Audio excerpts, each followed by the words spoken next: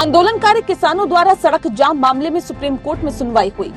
इस दौरान supreme court ने केंद्र सरकार से पूछा कि वह राष्ट्रीय राजधानी में 3 कृषि कानूनों का विरोध कर रहे किसानों द्वारा सड़क की नाकेबंदी को हटाने के लिए क्या कर रही है।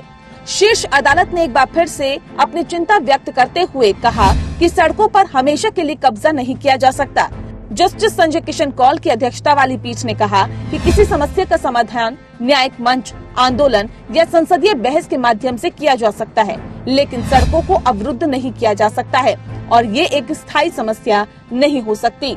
जस्टिस कौल ने कहा कि केंद्र, हरियाणा, यूपी और दिल्ली सरकारों से कहा गया कि सुप्रीम कोर्ट पहले ही कानून बना चुका है और इसे लागू करना कार्यपालिका का कर्तव्य है। पीठ ने कहा कि हम पहले ही कानून बना चुके हैं और आपको इसे लागू करना होगा। कुछ शिकायतें हैं जिनका निवारण किया जाना चाहिए। शीर्ष अदालत ने सॉलिसिटर जनरल तुषार मेहता और additional solicitor general K M. Nataraj से विशेष रूप से पूछा कि सरकार इस मामले में क्या कर रही है। शीर्ष कोर्ट के जवाब में मेहता ने कहा कि बहुत ही उच्च स्तर पर एक 3 सदस्यीय समिति का गठन किया गया है। हमने आंदोलनकारी किसानों को बैठक में शामिल होने के लिए आमंत्रित किया, लेकिन वे बैठक में शामिल नहीं हुए।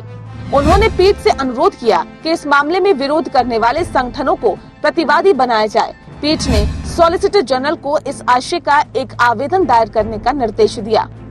मेहता ने मोनिका अग्रवाल द्वारा दिल्ली और नोएडा के बीच आवाजाही में हो रही परेशानी को लेकर दायर याचिका में आंदोलनकारी किसान समूहों को पक्षकार बनाने के लिए अदालत की अनुमति मांगी।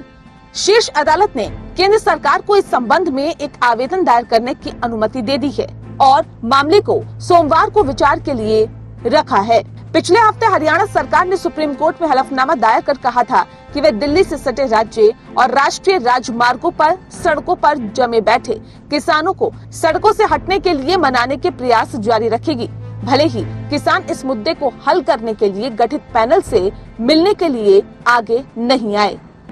न्यायमूर्ति कौल की अगुवाई वाली एक पीठ ने शाहीन बाग विरोध से संबंधित मामले में पिछले साल एक निर्णय दिया था, जिसमें कहा गया था कि विरोध के नाम पर सार्वजनिक सड़कों को बाधित नहीं किया जा सकता और विरोध केवल निर्दिष्ट स्थानों पर ही होना चाहिए।